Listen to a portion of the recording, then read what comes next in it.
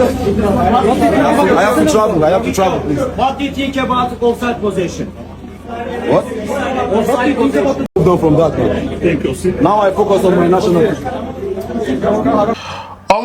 I wanted to talk about the Super Eagles of Nigeria as they prepare for their next game in the 2026 FIFA World Cup qualifiers playoff against Gabon. They have opened camp today. We are here to talk about all that and give you all the latest updates you need to know concerning this. My name is Adam, and you can call me Ebuka. I'm doing this video with Chanana. In the building. So guys, don't forget to like, subscribe, and also turn on notification. Quickly, let's jump into it. Let's begin with Victor Osimhen. Victor Osimhen today played for Galatasaray against Cagliari. They lost that game by 1-0. Bet investors are not happy. That's sad.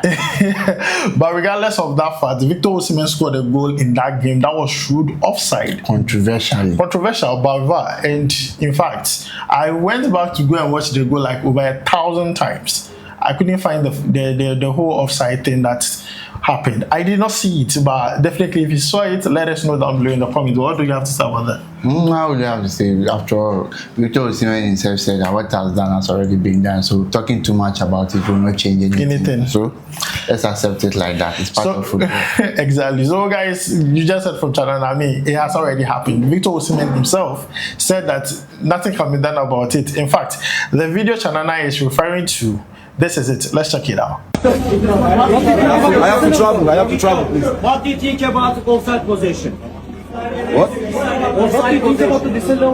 Oh, the game has happened. It has happened. It's not working. This one. Do you want to say something about the game? No, no. I moved on from that, man. Thank you. Now I focus on my national.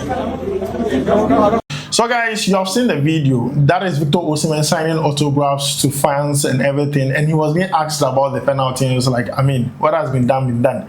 But he said something that got me happy. He says that I have to travel. And we all know it's business time for Victor Osimhen. He has to be in camp, and I like the way everyone is serious about it. What do you have to say about that? I think his seriousness tells a lot. You understand, when you have your star man focused and very serious about what is happening, that tells you that he really wants to be in the World Cup. You understand? Victor Osimhen is 26 years old, and by the time the next World Cup comes, he'll be almost 30. So this will be one of his last World Cup, and this is the time that you have him at his powers, at the peak of his powers. So I'm sure that he really wants to be at the World Cup. So you can see it during the qualifiers and now the playoffs and other things. That tells you that I know that he has prepared a lot for this game. So this game, he will not take it easily with any player who will try to jeopardize his situation, because we saw him ranting and other stuff when sometimes things are not going well with his players and other stuff. So if you come to camp or the day of reckoning, you are not giving your all, I tell you, you get it hot from Victor Osimhen. So all the players, when you see Victor like this, you have to know that he's really serious for business. So guys, you have heard from Chanana concerning that. I mean, speaking about players, what we hear according to reports is that there are 6 players currently in camp. Today, Nigeria opened camp in Morocco ahead of the game, and there are 6 players in camp. I'm going to mention their names very quickly. Calvin Bassey, Alex Iwobi, Samuel Chukwueze. These 3 play for one club, Fulham. They are already in camp. Tolu Arokudari, he's also in camp, and also Olankule Olusegun, he's in camp, and Wilfred Ndidi is also in camp, which is very positive. I know a lot of players will be in team camp. Trust me, by the end of today, getting to the day has already been ended. By tomorrow, everyone will be in camp. But just believe that. What do you have to say about this so far? You see, things like this, we are very happy to hear things like that. Tells you that the players are very serious and eager for this game. They just have to go on with their training routines and other things, and before the coach will map up his strategy, because now they are now coming to camp. So now before the coach is also somewhere sitting. So we just hope that everyone will come and be ready for whatever the training sessions and other things, and we are praying that we don't have injuries, because players also get injured when they are training. So we are hoping that before the game there will be no injury concerns, and we'll go into the squad with the ones we have called called, because those who are injured are already injured. But the ones that we have called, we want everyone to come and be ready to deliver. This is what we are hoping for. All right, so guys, you have heard from Chanana, and this is exclusive update coming from the camp of the Super Eagles of Nigeria. Players are leaving their club side, especially those who played today, yesterday, are leaving their club side to Morocco, where Nigeria is camping ahead of the game. They are going to play against Gabon. Now, moving away from that, let's talk about players who performed very well for their club side. Let's go back to the club, updates. Paul Onuacho, he was not part of the squad, but I mean, he has not stopped firing. He scored, yesterday, and for Trabzonspor, even though that game ended in a 1-1 draw, at least he's on the score sheet once again. What do you have to say about that? For me, I've always said it, that for me, I always wanted him to be in the squad based on form and other things, because sometimes when a player is on form, you don't know what to expect for him. When players are on form, they hardly put a foot wrong. They always get things right when they are on form. See, so I believe that I wish Richard would have gone for him, but the coach knows better, and he knows his strategy and other things, and he thinks he has picked the players that I will not come here and come and question his strategy or whatever he has gone to. But I always wish that he has picking Paul Onuacho based on his form, not anything, because this season alone he has scored almost 8 or 9 goals in about 10, in about 12 or 13 games. That tells you that the guy is firing at all cylinders. So we have hope to be in the squad. He can guarantee you goals because he's on form, but the coach thinks otherwise. Let's hope that whatever decision the coach has made will be the positive and the right one, because we are just hoping. For me, I don't care about the personnel or other things. All I want is the job should be done. The job should be done, no matter who is playing. Yeah, the job should be done. So if whatever the coach have called, they are ready to give us their all, then we are okay with it. We don't have a problem at all. Yeah. So just to add up to what Another said, I mean, he made mention of injuries. Injuries do happen. You could see players in camp 1, 2, 3, they are training, then a player gets injured. A player like Paul Onuacho definitely is a player on standby. In case of anything, definitely could be called up. So, I mean, it's not that bad. He's also performing very well, which is an okay thing for him, and I think it's good. That is very good about Paul Onuacho. Next, let's talk about Ademola Lookman. We last talked about the situation between him and the coach Ivan Juric of Atalanta. That happened. I mean, we're not excited about what happened in the UEFA Champions League. And afterwards, Ademola Lookman, according to reports, deleted everything related to Atalanta on his IG and socials. But today, Atalanta played a football match against Sassuolo, and he started. So I just want to assume it has been settled. But guess what? They lost. They lost by 3-0. He did not play the full 90 minutes either. And what we hear is that he has handed in a request to leave the club in the January transfer window. What do you have to say about all this? I think leaving the club is due. He needs a change of environment and other stuff, because this has long been overdue. Atlanta are the ones who are holding him back. This season, he wanted to leave to Inter Milan, and we can see that he's having that. There's not that satisfaction, and other things are not within him. He's just still having something towards Atlanta that they prevented him from going to Inter Milan. We all know Inter Milan is an upgrade on Atlanta, but the way things are going, I don't see Inter Milan coming for him during the January window. We heard that Galatasaray are the ones making inquiries and other things about him, and they've also contacted his camp and other things. So let's see what goes out on. But for the best for the both the club and the player, Atlanta will not like a player like this, even though his quality cannot be questioned. But right now, his heart is not in the team. We all know Atlanta. For me, I'm always surprised at why they didn't let him go for that, because it was almost 40 to 45 million euros. They could have let him go, but they keep him and they see what is coming out of this. You can't blame Lookman for what is going on, because when a player's heart is not in the club, sometimes some of these things happen. So just hope that January they grant him the transfer that he wants to, and he should live in peace. Then everyone, you get your money, the player also lives in peace, and everyone is happy. All right, so guys, that is the situation concerning Ademola Lookman. I'm sure after the game, he's leaving Atlanta straight to Morocco to help Nigeria in the World Cup quest. It's very, very important. Now, aside that, I want us to talk about what Morocco is doing in the Under-17 World Cup. They scored a country called New Caledonia 16-0. This is not TV game. This is real scores. Football match. Now, the reason why I'm bringing this is because 10 years ago, a man called Victor Osimhen tore up that particular tournament. And let me take you through that. Nigeria defended the Under-17 World Cup crown, and a young Victor Osimhen announced himself to the world. He scored 10 goals, won the Golden Boot Silver Ball Award, and his greatness was never in doubt. Up to now, We all know they are doing it, but what Morocco is doing now is crazy. Let's not forget they won the under-20 World Cup. And the under-17, they're on the right path. What is Morocco doing so right that other African countries are not doing? I think for me, I think it's infrastructure, and sometimes they've got a plan. You understand? When you take you see, well, whatever you want, you take your youth serious.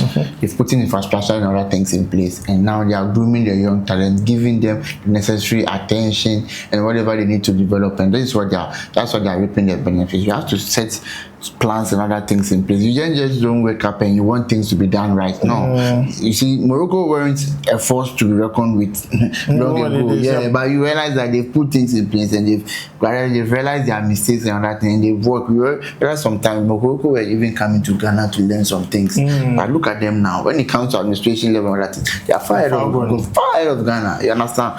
See, when you talk of talent, for me, I would say it's Nigeria, Ghana, West African because we are better in talent than those North Africans, but they know what to do. Now, football is not all about the talent, it's about infrastructure and other things. That's why you see now Brazilians, they are suffering to win the World Cup. The Europeans are winning because the Europeans have the infrastructure and that. Brazilians have the talent, all right, but the Europeans have the infrastructure and all that. That's why you see now, look at Spain, look at France, look at that. They were producing players equally as good as the Brazilians because of infrastructure and other things. So for we the West Africans, it's time we start taking these things serious. So we should forget about the talent too. You understand? We should start taking, otherwise, before we realize, within the next 5-10 years, the Africans will not even go to the quarterfinal. They'll always be beating us. That's the fact.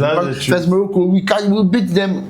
Look, they haven't won an AFCON yet, but now we all know that they are in the right path. Within the next 2 AFCONs, we expect Morocco to win one of them. Even Hakimi believes they can win. That is why he's injured. He's saying that he'll be back for the first game. You see, because they realize that this is their time. You understand? Now the football is no longer about talent anymore. You have to put things in place, work, infrastructure and other things. But West Africans, Ghana and Nigeria are one, the same Capricorn.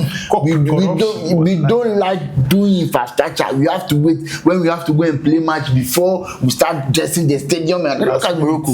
Morocco have wonderful stadiums, infrastructure, everything, training facilities. All they know is chopping their money. They should continue chopping before they realize we'll play even 20 AFCONs and we the West Africans, we can't even win one. That is when they realize that we are joking. You notice the World Cup qualifiers, the countries that qualified first, the first 4 are all North Africans. Egypt, Tunisia, Morocco, Algeria. That should tell you that those people that alone should tell you they don't have the talent like we, but they know what should be done. Now the footballers moved from talent to infrastructure and other things, and they are doing it well because they know how. But we one person will sit down the money top, one person will sit on the money. And we'll be smiling. He doesn't care whether the rest are suffering or not. We'll sit on them. Oh yeah, look. See, most of the countries, look at them. The FIFA money, they use it in doing something better. But let's be frank, Nigeria, Ghana. What have we done with those monies that we get from FIFA? Nothing. Even Ghana, we don't even have a proper stadium. That's a funny thing. Some people have built 5-star hotels from the money they get from FIFA. Ghana, we've been to the World Cup 4 or 5 times. Not even anything that we've built with what we've gotten from that money. Sometimes when you look at these people, it's just that sometimes for patriotism, so you have to support them. You have to support them. Yeah, it's not patriotism. Like we just sit down somewhere and let them do their thing. After all, what are we getting from it? Nothing. Just to bring us joy and win matches. It's a problem. It's so sad. Now, the reason why we are bringing all this is because in the Under-17 World Cup, there is no Ghana, there's no Nigeria. But one of the days, that's why I went back 10 years ago to talk about Victor Osimhen and Nigeria winning it. Let's not forget, Ghana has also won the Under-20 twice. Even the Under-20 World Cup. But now, I'm telling you, the Argentina team cannot even We don't qualify. We can't even qualify. Thing. And I agree with Chanana 100%. If there's anything to go by, Ghana, Nigeria, the West African countries need to go and learn from Morocco and the North Africans. What are they doing right? How come they are winning everything? Because Senegal were also on the right path. And I think they are still on the right path. Senegal is just that their players are faded, so they are training new players and other things. So their first project has ended. They have started another new project. So money and other things, they'll be fading away. Then new ones will come. But look at we will now be fighting over players that have white people have trained. They will be doing come and play for us. Those times switch and those times we don't care whether you switch or you don't switch. But now look at we Ghana and Nigeria. We are always fighting about those players. We want them to switch and come and play for us because we can't even produce our own players now. First, those players will be fighting to play for us, but now we will have to go and beg them for to come and play because our team, it has to do with the league too. Ghana League, Nigerian League, I mean the local league. Yeah. If players are not being paid well, they always leave to these North African countries. And guess what? These North African countries pay way better in their league than we here. And if they go there, they make their league richer because all our quality players are going there. So indirectly, their quality players also stay in the league. You get my point? You just find time and one day we'll talk about why we the West Africans are not even winning the Champions League and the Confederation. I think for the past 10 years, the winners have always been the North African countries. If you want to do this, then you just take all of the time. We just find time and do a special video for this. So guys, we are going to end it here. Let us know what you think about it down below in the comments. We'll make sure to bring you more updates concerning the Super Eagles as they prepare against Gabon in that playoff on the 13th of November. Don't forget to like, subscribe, and also turn on notifications. My name is Adam. You can call me Ebuka. I did this video with Chanana Chinedu in the building. So guys, thank you for watching. We'll make sure to see you in the next one. We go back.